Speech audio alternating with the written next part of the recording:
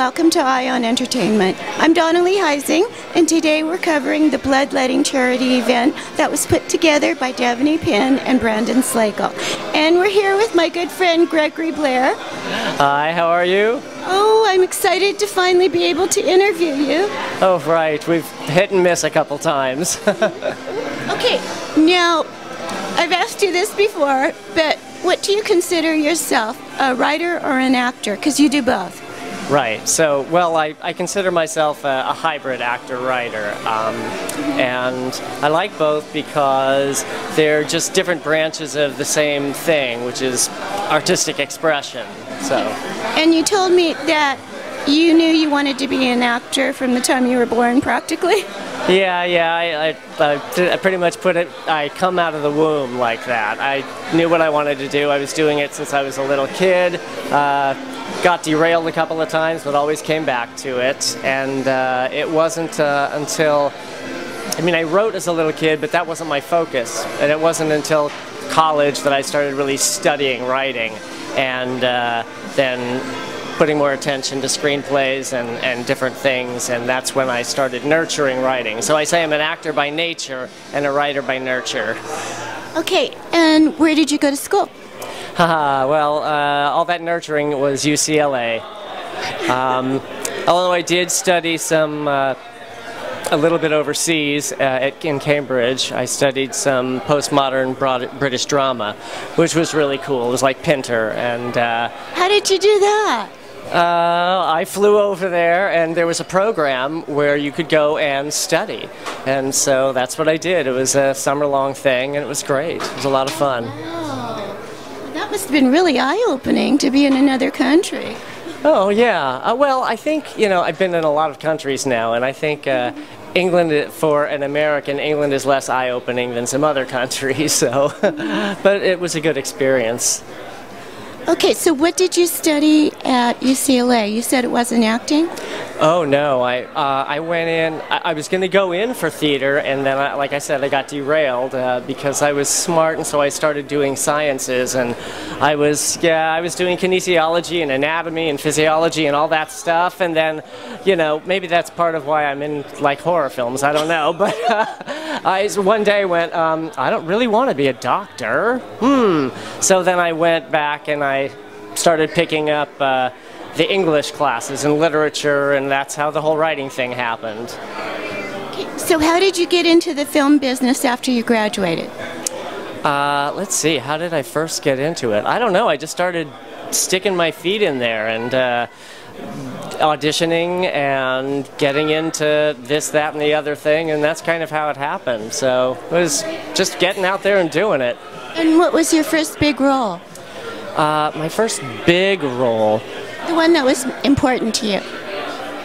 Well, I would say I have to give credit to a gentleman named Phil Volkin who cast me. It was actually a short film, about 25 minutes, I guess.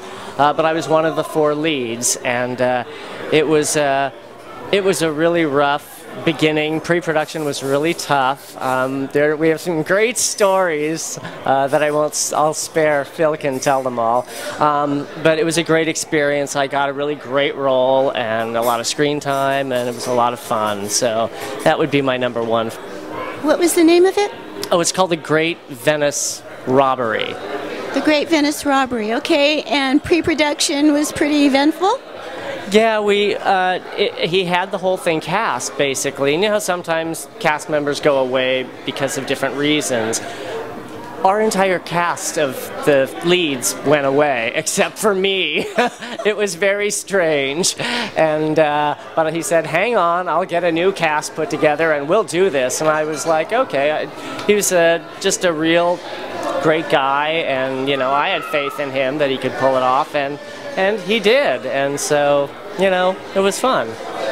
So you were one of the 4 leads there, and you're the only one that was kept for the final film. What was a big role after that?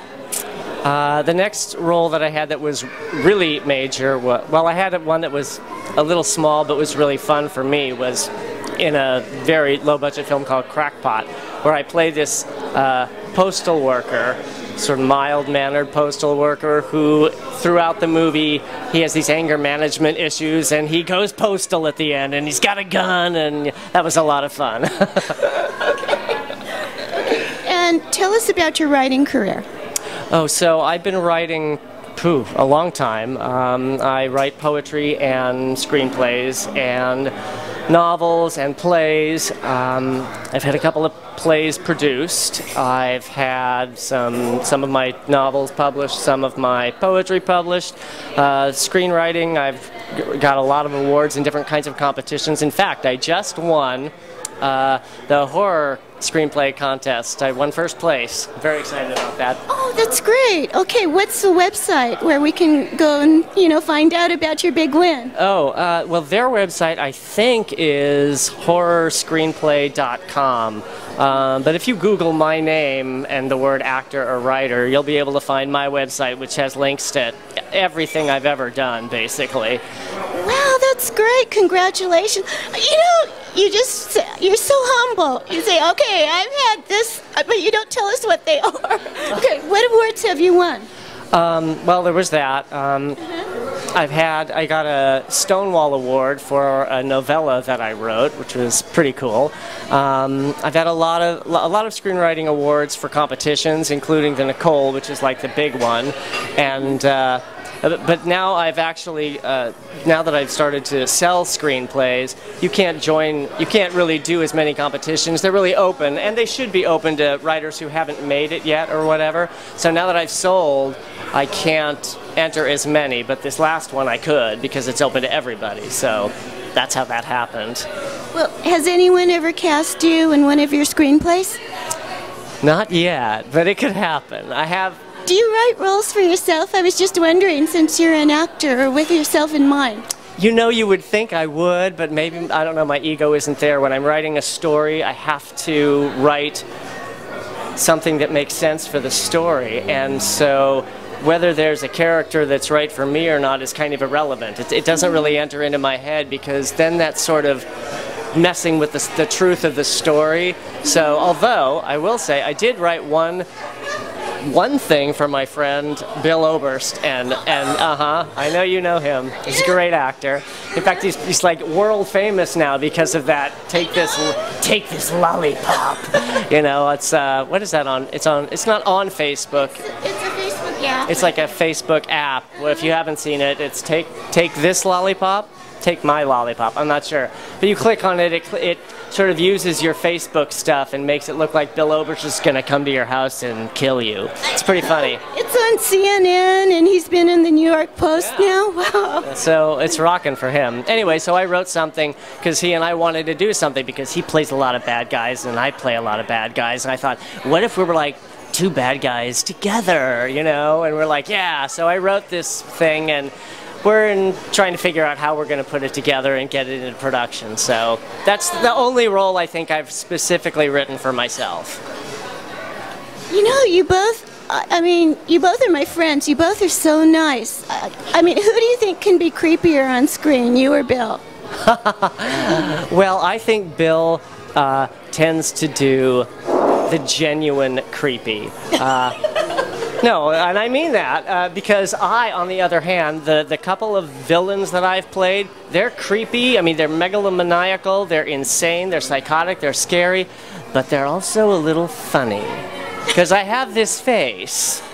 And so, Bill would do if you need a real serious serial killer, that's Bill. If you need a serial killer that's going to get laughs, that's me. Okay, that's great. Okay, now, so what projects do you have going now? There are a couple that are going on. I'm about to do a small part that's actually sort of a benefit as well. It's a web pilot about a young man in the Latino community, and he's dealing with all of that Catholic machismo stuff because he feels like inside he's a woman.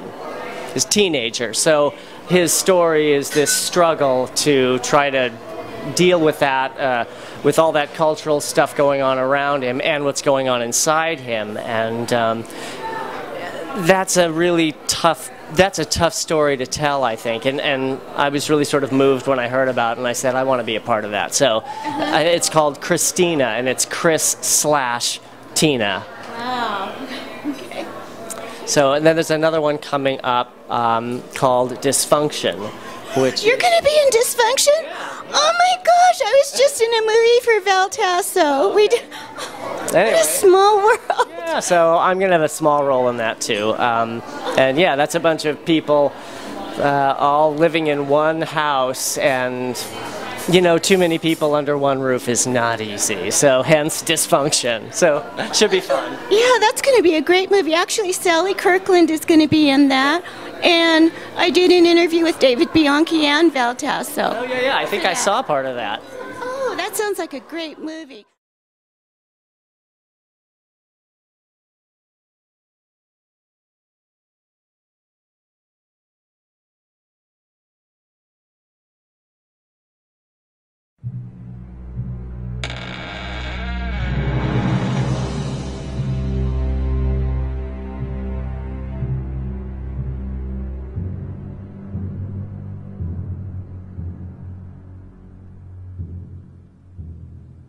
Pain is a gift, Agamemnon. Aggie. This was a gift that once brought me great joy. Now it only brings me pain. And pain is a gift I would rather give than receive. You're going with Father Joseph.